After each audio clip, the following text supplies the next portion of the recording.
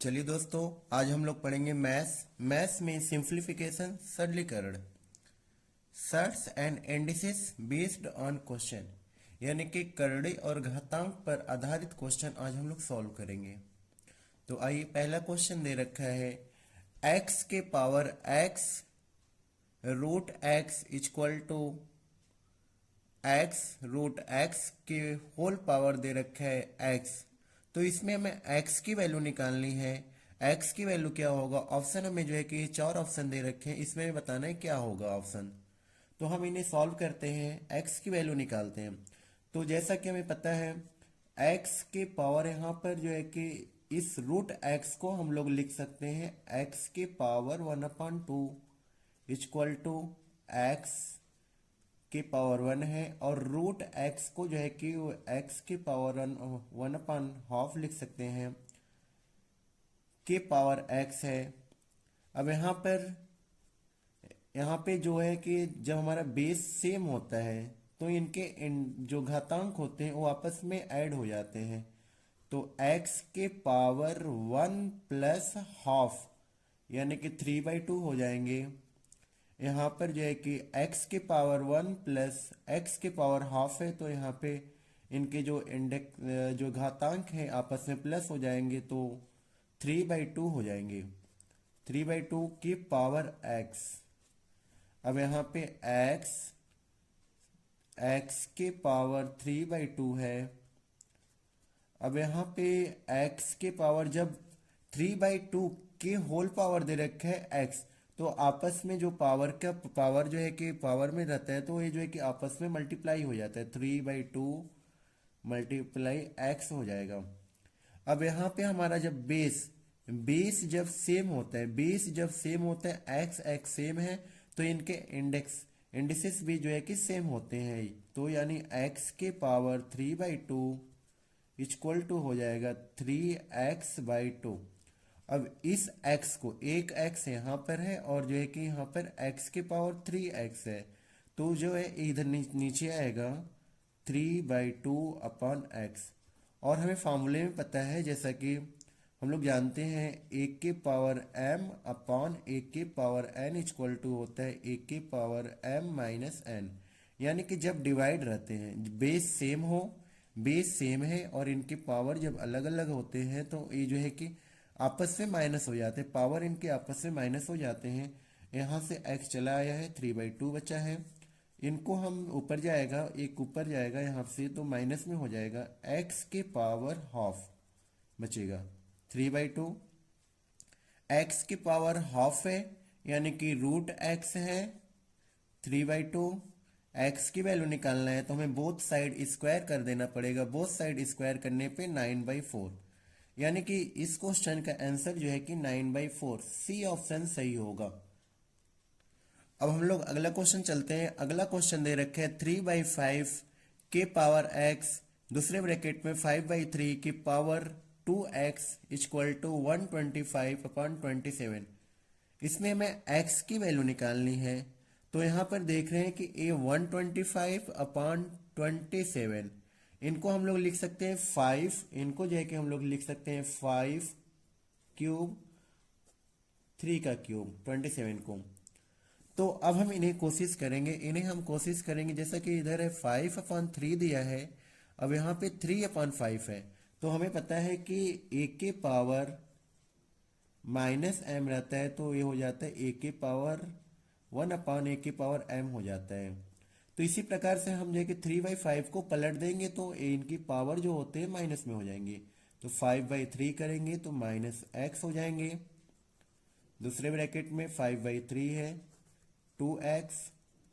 अब यहाँ पे 5/3 के पावर क्यूब है। यहाँ पे जब इनके बेस सेम होते हैं तो पावर आपस में ऐड हो जाते हैं। 5/3 के पावर x, 5/3 के पावर 3 है यहाँ पे। अब यहाँ पे बेस सेम है, जब बेस सेम होता है तो इनके पावर भी आपस में सेम हो जाते हैं। अतः यहाँ पे जो है कि x इक्वल टू 3, x की वैल्यू 3 होगी। अब हम लोग अगले क्वेश्चन में चलते हैं, जो कि अगला क्वेश्चन दे रखा है 2 के पावर x-1 प्लस 2 के पावर x+1 इक्वल टू 1280। तो ऐसे क्वेश्चन को करने के लिए हम क्या करेंगे, इसमें जो है कि 2 के पावर x है और इनको जो है कि हम अलग करेंगे 2 के पावर -1। ये जो है कि 2 के पावर x मल्टीप्लाई x के पावर 1 इक्वल टू 1280 है। इन्हें अब हम नीचे करेंगे तो 2 के पावर x यहाँ से कॉमन हो जाएगा और यहाँ पे 1/2 हो जाएगा।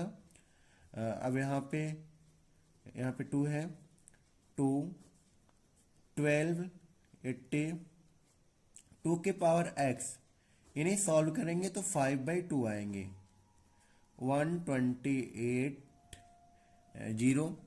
अब हमें x की वैल्यू निकालनी है तो 2 के पावर x बाकी सारे को जो है कि हम ट्रांसफर करेंगे तो 5 से कट हो जाएंगे, 5 से कट हो जाएंगे तो 2 5 6, 5 2 जा 10, 2 8, 2 5 5 5 जा 6 0, 5 6 जा।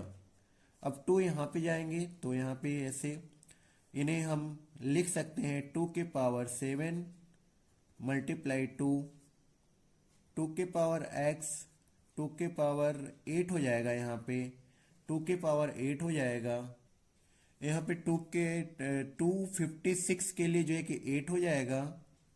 और यहाँ पे पावर, यहाँ पे अब जो है कि हमारे बेस सेम है, पावर आपस में ऐड हो जाएंगे, इसलिए 2 के पावर 9 यानी कि x की वैल्यू जो है कि 9 होगी।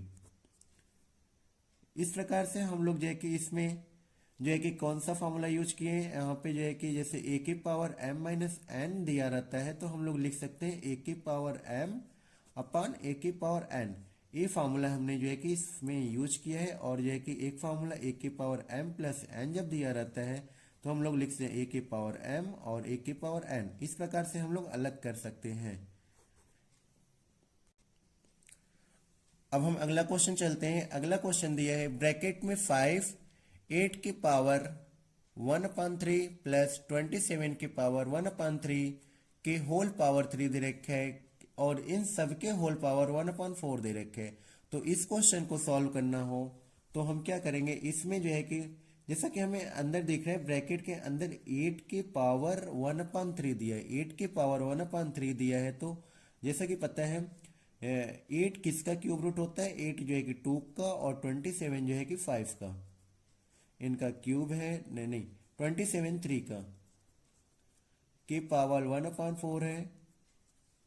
इस प्रकार से अब यहाँ पे 5 की पावर 1, 2 और 3 5 क्यूब 1/4। अब यहाँ पे 5 की पावर 1 इंटू 5 की पावर 3 है तो 5 की पावर 4 हो जाएगा, के पावर 1/4। अब इनके जो है कि पावर पे पावर दे रखे हैं ब्रैकेट में तो हम लोग इनका पावर आपस में मल्टीप्लाई हो जाता है 1/4 और इस प्रकार से इस क्वेश्चन का आंसर 5 होगा। अब हम अगले क्वेश्चन में चलते हैं जो कि अगला क्वेश्चन दे रखे हैं 5 के पावर 2/3 मल्टीप्लाई क्यूब रूट है, क्यूब रूट के अंदर 5 के पावर 7 अपान क्यूब रूट 5 के पावर 6। तो इस क्वेश्चन को सॉल्व करना है तो हम लोग ये कि क्यूब रूट को हटा करके फ्रैक्शन फॉर्म में करेंगे। पहले 5 2/3 मल्टीप्लाई 5 7/3 अपॉन 5 6/3। अब यहाँ पे हमारे जब डिनोमिनेटर इनके जो है कि बेस सेम है तो ऊपर जो है कि इंडिसेस आपस में ऐड हो जाते हैं। तो 5 2/3 प्लस 7/3 को ऐड करेंगे 9/3 हो जाएंगे अपॉन 5 6/3 2 हो जाएंगे 5 की पावर 3 अपॉन 5 की पावर 2। अब यहाँ पे कट करेंगे तो 5 आएंगे ओनली। तो इस प्रकार से इन्हें सॉल्व करेंगे। इसमें जब हमारे बेस सेम होते हैं, जब हम बेस सेम होते हैं तो हम आसानी से सॉल्व कर पाएंगे। अब हम लोग अगला क्वेश्चन चलते हैं जो कि अगला क्वेश्चन दे रखा है, यदि x के power 1/a equal to y के power 1/b equal to z के power 1/c and X Y Z equal to 1, तो हमें वैल्यू निकालना है ए बी सी की वैल्यू क्या होगी। हमें जो है कि ए बी सी की वैल्यू निकालनी है। तो इसमें हम लोग क्या करते हैं, जैसा कि हमें दे रखा है पहले ही x के पावर 1/a और y के power 1/b equal to Z की पावर 1/c। तो इसमें हम एक कोई कांस्टेंट, जब ये तीनों आपस में बराबर है तो हम कोई एक कांस्टेंट इक्वल मान लेंगे। तो हम लोग यहाँ से निकाल लेंगे एक्स। हाँ, जैसे कि एक्स वाई जेड का आपस में मल्टीप्लाई किया है तो हम एक्स वाई जेड की वैल्यू निकाल लेंगे। तो एक्स 1/a इक्वल टू के है, तो हम लोग इन्हें लिख सकते हैं x इक्वल टू के बाई ए, के पावर ए हो जाएगा। यहाँ पे जब अपॉन में रहता है तो इधर जो है कि ऊपर चला जाता है। इसी प्रकार से हम लोग y की पावर 1/b है इक्वल टू के करेंगे तो y इक्वल टू आ जाएगा के पावर b। जेड 1/c है इक्वल टू के, तो z बराबर हो जाएगा के पावर c, के पावर c।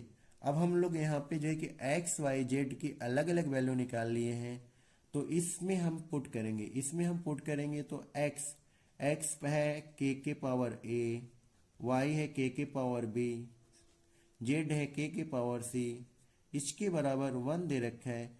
अब जब हमारे बेस सेम होते हैं तो इंडिसेस, जो इनके इंडिसेस होते हैं आपस में ऐड हो जाते हैं, तो K power A plus B plus C equal to 1 दे रखे हैं।